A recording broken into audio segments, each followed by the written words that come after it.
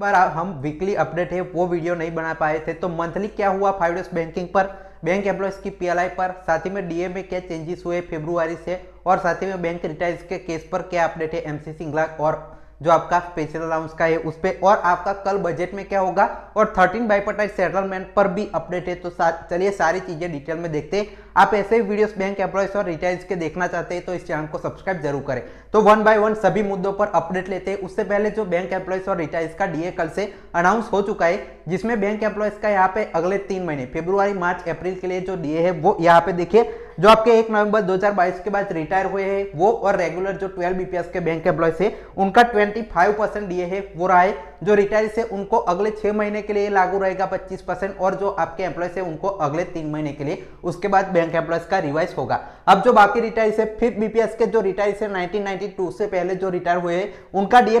1528.94% यहाँ पे बन चुका है। फिर आपके जो है 6 बीपीएस के जो है उनका यहाँ पे 750.75% नया डीए एग्जैक्टली बन चुका है। इसके बाद आपके जो 7 बीपीएस के है उनका 482.64, 8 बीपीएस का जो डीए है वो 334.80, 9 बीपीएस का डीए 258.45, 10 बीपीएस का डीए यहाँ पे 132.20, और आपका 11 बीपीएस के जो लेटेस्ट रिटायर्स है 2017 से 22 के बीच उनका डीए यहाँ पे 59.08। तो ये डीए में जो चेंजेस हुए पूरी टेबल आप सेव करके रख सकते हैं। आपके लिए बहुत ही यूजफुल टेबल है स्पेशली रिटायर्स के लिए, क्योंकि उनका डीए है वो यहाँ पे बहुत सी चीजों पर डिपेंड करता है, तो आप अपनी कैलकुलेशन यहाँ से निकाल पाएंगे। अब आगे बढ़ते हैं, बाकी मुद्दों की बात करते हैं। उससे पहले देखिए जेआईबी के फॉर्म्स अभी फरवरी में आ जाएंगे, डीबीएफ के भी आ जाएंगे।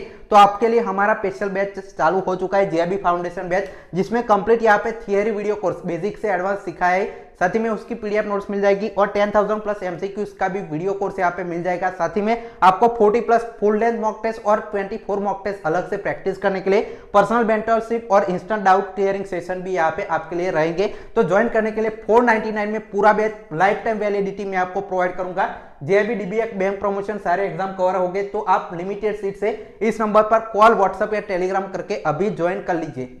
अब चलिए जो सबसे पहले बात करते हैं 5 डेज बैंकिंग पर।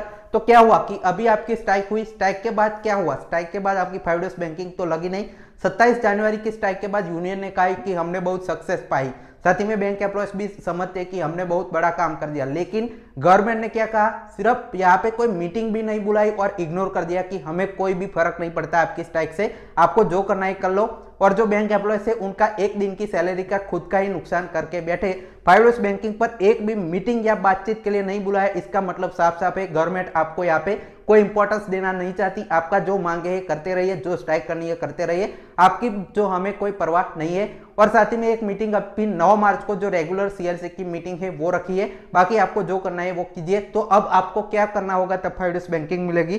तो देखिए आपका मार्च में फिर से जो है क्लोजिंग आती है, जब बहुत ज्यादा बैंकों का काम होता है, बैंक मैनेजमेंट अगर यहाँ पे परेशान होगा, बैंकों का काम अटकेगा, तभी जाकर आपकी जो इंपॉर्टेंस है वो आप सरकार के सामने जाएगी। तो आपको मार्च में यहाँ पे 3-4 दिन की लगातार एंडिंग में, मार्च एंडिंग जो है 29, 30, 31 मार्च, उसमें आपकी जो स्ट्राइक है वो 1-2 दिन की अनाउंस करनी पड़ेगी, तभी जाकर आपका ये फिर से मुद्दा यहाँ पे जो गवर्नमेंट है उसकी नजरों में आएगा, फिर से आपको इंपॉर्टेंस देंगे। तो 5 डेज बैंकिंग 2026 में लेना है तो मार्च आपका एक मौका है, जो यूनियन और सभी एम्प्लॉयज को ये समझने की बात यहाँ पे रहेगी। तो ये लेटेस्ट अपडेट है 5 डेज बैंकिंग पर। अभी साथ ही में एक और मुद्दा है जो बैंक एम्प्लॉयज का है, पीएलआई का मुद्दा, वो बात करते हैं, लेकिन एमसी सिंगला केस पर पहले बात कर लेते हैं। तो देखिए एमसी सिंगला केस की कल शाम को यहाँ पे जो वीकली हियरिंग लिस्ट है अगले 4 और 5 फरवरी की, वो आपकी अनाउंस हो चुकी है, जिसमें आपका एमसी सिंगला जो केस है वो 97 नंबर पर फिर से वीकली लिस्ट में आया है रेगुलर हियरिंग की। तो पहले भी ऐसा था 97 पर आया था, अब भी 97 पर आया है।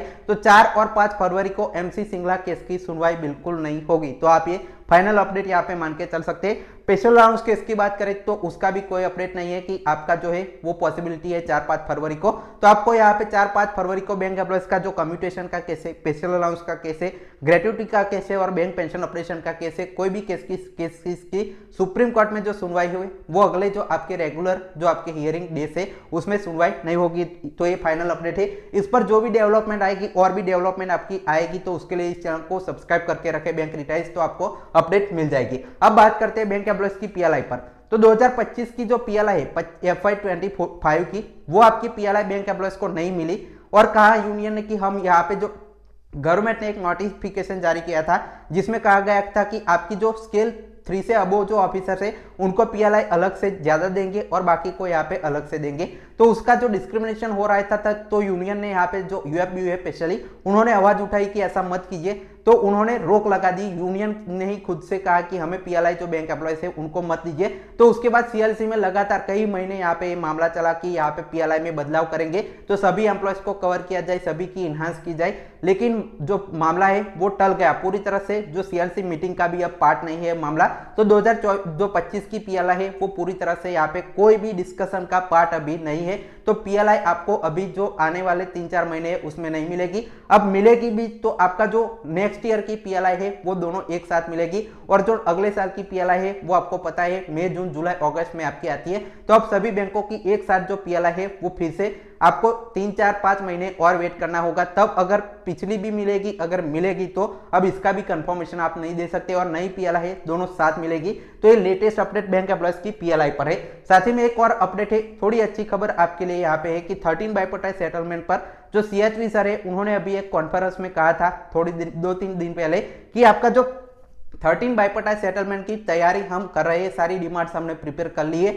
अब इसके लिए नेगोशिएशन है वो स्टार्ट होगा और 2027 में हम 13 बीपीएस है वो लेकर रहेंगे, इंप्लीमेंट करके रहेंगे। लेकिन बैंक एम्प्लॉयज का कहना है जो 12 बीपीएस के रेसिडुअल इशू थे उसका ही अभी निवारण नहीं आप ला पाए और 13 बीपीएस की आप बात कर रहे हैं। और साथ ही में बैंक एम्प्लॉयज को यह भी डर है कि जैसे 12 बीपीएस में आपका 5 डेज बैंकिंग का मुद्दा जो है वो बीच में लाए और आपकी जो सैलरी है वो ज्यादा नहीं बढ़ा पाए, वैसे ही आप 13 बीपीएस में भी अब 5 डेज बैंकिंग का मुद्दा फिर से लाएंगे और जो सैलरी में आपका जो है वो कम इंक्रीज आपको देखने को मिलेगा। ये आपका डर हमेशा सताता है क्योंकि आरबीआई की एलआईसी की जो सैलरी है वो बहुत ज्यादा यहाँ पे बेसिक पे बढ़ चुके हैं, लेकिन बैंक एम्प्लॉयज यहाँ पे अंडर जो आपकी सैलरी है वो कमा पा रहे हैं। तो ये 13 बीपीएस पर लेटेस्ट अपडेट है। साथ ही में एक और अपडेट आपका कल आपका बजट सेशन है उसमें बैंक एम्प्लॉयज के लिए क्या है, तो एक आपकी खबर निकल कर सामने आ रही है जो आपका कल बजट होगा उसमें बैंकिंग गवर्नेंस बिल है वो लागू किया जाएगा। उसमें क्या है कि आपके जो बैंक एम्प्लॉयज है बैंक है उसको जो ग्लोबली कंपेटेबल बनाने के लिए जो है सारी चीजें चेंजेस किए जाएंगे, टेक्नोलॉजिकल चेंजेस, मैनेजमेंट में चेंजेस और मैनेजमेंट है उनकी ज्यादा अकाउंटेबिलिटी रिस्पॉन्सिबिलिटी से आप प्राइवेट जैसे काम करते हैं वैसे ही आपको काम करने के लिए। ये बिल के बारे में मैंने एक डिटेल वीडियो भी सेशन भी ले रखा है तो चैनल पर जाकर आप देख सकते हैं। तो आपका वो बैंकिंग गवर्नेंस बिल है वो कल बजट में अनाउंस हो सकता है। ये लेटेस्ट अपडेट है, जो भी अपडेट बजट की आएगी वो आपको सबसे पहले इस चैनल पर मिलेगी। ऐसे ही आप बैंक एम्प्लॉयज और रिटायर्स के मुद्दे देखने के लिए इस चैनल को सब्सक्राइब जरूर करें। साथ ही में आपको कोई भी डाउट है तो कमेंट सेक्शन में जरूर बताएं और जे बैच हमारा ज्वाइन करना ना भूले। Finally thanks for watching.